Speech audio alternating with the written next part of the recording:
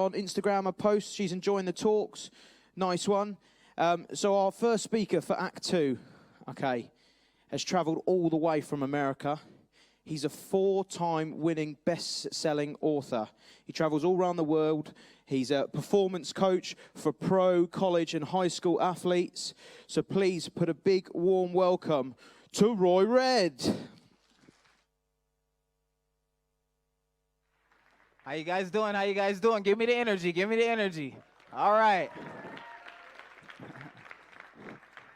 So, here's a picture of me. I travel all around the world. I coach professional athletes. I speak all around the world. I get to tell my story.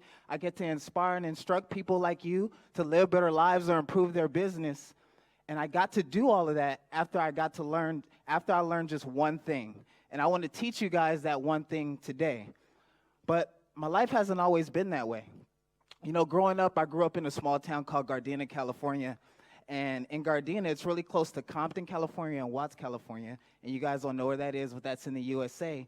And those are rated in the top 10 most dangerous cities in the USA and still rated that. And in the 1990s, where I grew up, the statistics showed that if you grew up in that age, a black male would either be dead or go to jail by the time they were 19 years old. And coming up in that dangerous life in that dangerous area, I also wasn't that smart. I didn't even learn to read till I was in the 3rd grade, which for you guys is the 4th year, right? I didn't even know how to read, and my teachers used to make fun of me. They used to say things like, they used to set me up and make me read in front of the whole class to try to embarrass me. I had one teacher tell me, you know, you're going to end up dead or in jail anyway, so what are you even going to school for? And he said, if you don't end up dead or in jail, then you're going to just end up staying at home the rest of your life. And so fast forward, my teachers were right. You know, I played basketball. I wanted to play. It was my first dream to play in the National Basketball Association called the NBA. Who knows what the NBA is? So that's where the best basketball players in the world is. And I actually work with those guys today with their confidence and their mental performance. But it was my dream. But my coaches told me that I was too short. I'm only 5'10". You can't cut it. And so fast forward, my teacher was right, my coaches were right. I quit basketball, and I ended up depressed, and I ended up working as a paramedic. And as a paramedic, you work on the ambulance, and you just help people that are sick, right? And so one day I was working at this bad ambulance company. It was just a bad job, and I was running late to work. And before I was running late, I was actually sleeping. I had this nightmare, and the nightmare was that I was depressed. I was working a dead-end job. I could barely pay my bills. And then when I woke up, that dream was actually my reality. And that day I was asleep, and I remember I got this voice in my head. It told me, Roy, wake up. And I remember just shaking my head like, huh? And it was like, Roy, wake up. And it said it real forcefully, like, today is going to be the day that changes your life. And I got up, kind of brushed my teeth, and it was actually a cold 40-degree morning that day, which is super cold for me, especially in California. We're used to 70 being the lowest and sunny days every day, right?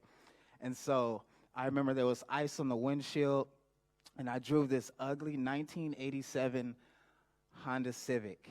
And this one's actually better than the one I had. The one I had was like rusted out. It didn't even have a floor in it. Has anybody seen the cartoon The Flintstones? So in the Flintstones, they would run because there was no floor in there, and they would run in the car, right? I actually had to do that to start my car. And so I paid $200 for this car, which is it's like 130 pounds, I believe. So I was getting up, running late, and I could just hear my boss's voice in my head saying, Roy, if you're late one more time, we got to let you go. We got to fire you. And I just couldn't afford my bills anymore. I couldn't afford to get fired. So I hopped in this car like the Flintstones. I ran, hopped in, I turned it on, and I was on my way. And when I was on my way to work, I was running late, so I decided to get in the diamond lane. And in America, the diamond lane is the lane where you can pass everyone up on the left-hand side, and everybody else is just stuck in traffic on the right. So I'm passing everyone up, but in able to ride in the diamond lane, you have to have 2 or more people with you. That's the law over there. And so there's this lane, and there's a wall here, and then there's everyone stuck in traffic.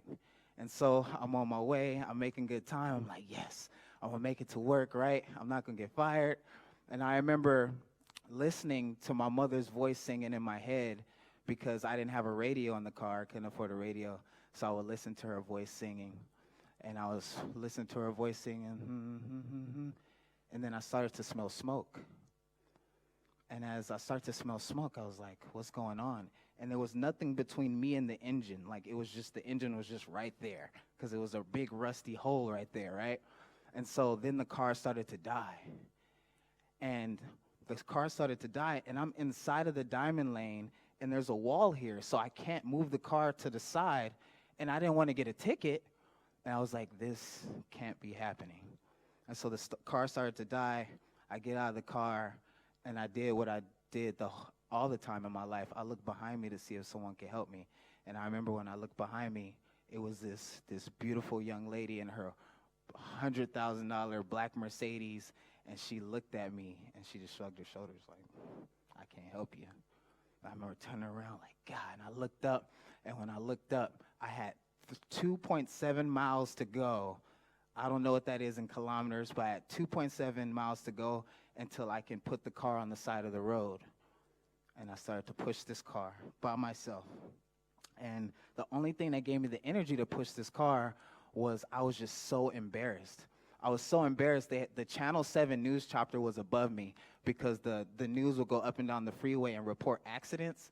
And they reported me like, guy in Diamond Lane holding up traffic. This is the reason why traffic is held up in the Diamond Lane today. And so as I'm pushing this car, I just had tears in my eyes. And I said, Roy, why are you here? Why do you self-sabotage yourself?